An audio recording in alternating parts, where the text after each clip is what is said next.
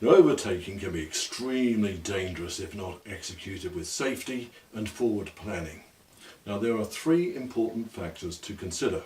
Firstly, ensure that the road ahead is clear, particularly looking out for oncoming vehicles or obstructions such as parked cars. Now, secondly, confirm that there is an appropriate gap in front of the vehicle you're overtaking, being mindful not to get too close. And lastly, check that no one behind is attempting to overtake you. Now, when overtaking, use your mirrors carefully, signal early and check your blind spot.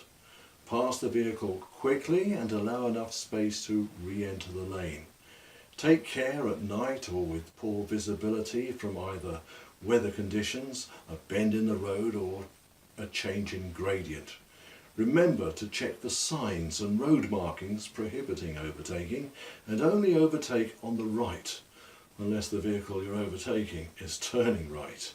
Now, for more driving tips, download my training guide from the link on screen and the one below. Good luck and thank you.